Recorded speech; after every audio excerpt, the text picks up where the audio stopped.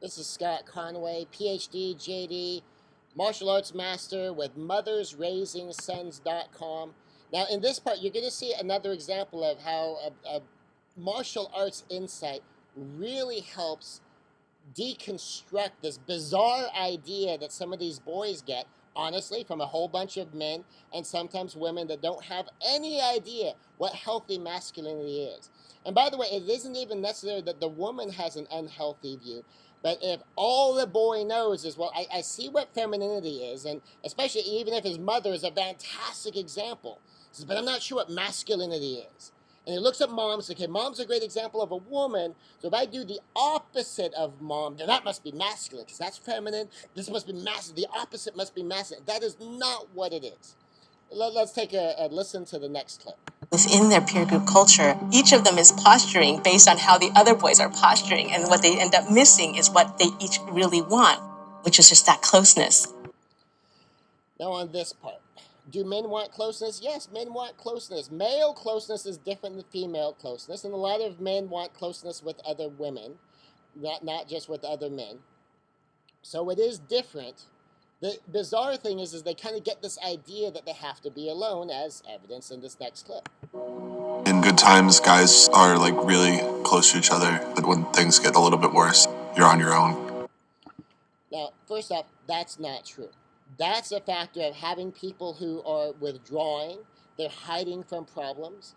Just think about this. Do men step up and work together when just things go bad? Of course they do. Men do that all the time. If lightning strikes my house and blows a hole in the roof in the middle of a rainstorm, who do you suppose is going to be up there? If a whole bunch of couples come, say 5 couples come, and we got 5 men, and we've got 5 women, and we say, okay, there's a hole blown in the roof. Who, honestly, do you expect is supposed to go up on that roof and take care of that problem? Most people would not be at all surprised if all 5 men are up on that roof in that rainstorm trying to get the tarp secured and trying to get that handled, while all 5 women go inside. It would be considered kind of a guy thing. Suppose you flip that around. What if the women got sent up on the roof? The women said, okay, ladies, we're the women of the house. We're the mothers in this family. Let's get up on that roof and get this taken care of. And the guys go inside and they make some food for everybody, and they make some hot tea so people can warm up after coming in, after being off of the roof. They make sure that the kids are okay, and comfort any children that might be scared because lightning hit the roof. I mean, would anybody find that a little bit incongruent? I think most people would. Men and women would. Now, if there's a mix-up on the roof, I don't think anyone would have a problem with that. But if all the men said, well, hey, ladies, that's a woman thing, it's the house, it's the family, you go take care of that. We're going to go in and make sure the kids are okay, and we'll have some food waiting for you when you're done. We wouldn't expect that. That would just kind of fly in the face of our internalized intuitive ideas of masculinity and femininity. Guys do team up. Guys team up when there's problems to solve. Guys work together. Guys partner in business. Guys team up on teams. This idea that just got put in this tiny little clip that when things go bad, you're on your own, that is not how men work. That's not how healthy men work. Healthy men have relationships. Healthy men rally to one another's side to help with the problems. Now, whether you're qualified to help with the problem, that might be a completely separate thing. But guys don't get left alone just because things are going bad. That even when things are going good, some of those guys alienate when things are going good. If it's like a competitive thing, a lot of guys are competitive.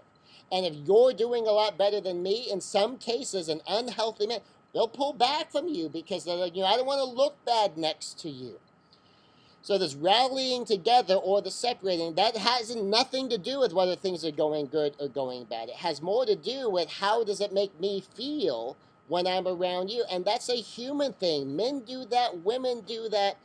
It just tends to show up a little bit differently. From middle school, I had 4 really close friends. But once I kind of went into high school, I struggle finding people I can talk to because I feel like I'm not supposed to get help. Now, think about this. I feel I'm not supposed to get help. Where does this come from? Now, I mentioned the martial arts earlier. I'm a martial arts master. When I'm recording this video, I'm an 8th degree black belt. That's the highest rank I'm allowed to have for some of my age and my martial arts style. Just recently, I had a matchup with someone who In high school, he was a state level wrestler. He's also done boxing. He's been a cage fighter in Japan. I mean, this guy's got some skill. He's stronger than me. He's younger than me. I'm 48 years old right now. You know, he's in his 20s. He's in shape. He's a Marine. He's a captain of the Marine Corps grappling team. And I'm matching up with this kid. And I can take him. And I can take him, honestly, without that much effort because of the skills that I have. So that's kind of a little bit about who I am. But you know what? There's stuff I can't do anything about.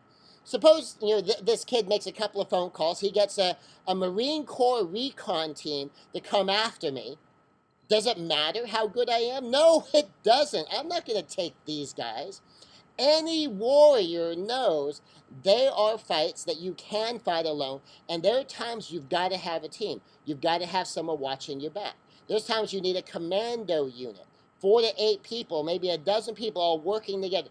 There's times you need an army. I mean, we get kind of this Rambo ideal from, you know, the Sylvester Stallone movies. You got to be able to do it by yourself and handle the whole army. Kind of forgetting the idea that there's a whole bunch of men on the other side of that too. And obviously we can't all be doing that. And sometimes that just doesn't occur because we don't have a healthy model and because we don't know what we're doing. But the warrior mentality, and I had this discussion because some guy I knew, he had this problem and he's trying to go it all by himself. When he finally came to me for help, it was almost too late. If he had waited another 60 days, he would have lost his house and everything just would have just collapsed. Unfortunately, he came to me at the time I had the ability to help, and we rallied together, and I explained to him, this is the warrior mentality. Warriors understand when it is a battle you should not fight. Warriors understand when there's something you have to have a team. You have to have a man at your side. That you have to have companions. You have to have an adventuring party to go through this adventure. That maybe you're the dragon slayer, you can draw your sword and charge in the battle all by yourself. Maybe you need a commando unit. You need a team of people. You're not going to go on the football field and beat a team all by yourself, no matter how good you are. You got to have a team. And sometimes it's an army level thing that no one person can do this. You need a movement. You need a lot of people. You need a big company, your whole division, your whole corporation to kind of come together for these things to happen. Warriors know that. Authentically masculine men who have heroic masculinity, who know what it's like to be knightly, who know what it's like to have that initiative energy and that inviting energy so that they're complete and unleashed. Those men get this. This whole idea that you got to be by yourself, you got to do it alone, that's not masculinity. That's just what they absorb because they tend to see women kind of getting together and stuff, and they talk about the problems. Well, the masculinity must be we don't get together. We don't talk about our problems. We just need to teach it right. And the people who are promoting this video, they're going to flip it around, and they're going to make the opposite problem. They're going to reverse the thing. There's a saying I have sometimes. You could crash into the wall on your left or pitch it in the ditch on your right. We don't want to be crashing into walls. We don't want to be diving into ditches. We want to drive down this road in the right and healthy way, and so often we overcorrect. It's a whole pendulum going back and forth, and we need to get it on track. This is Scot Conway, Ph.D., J.D., Master Martial Arts for MothersRaisingSons.com.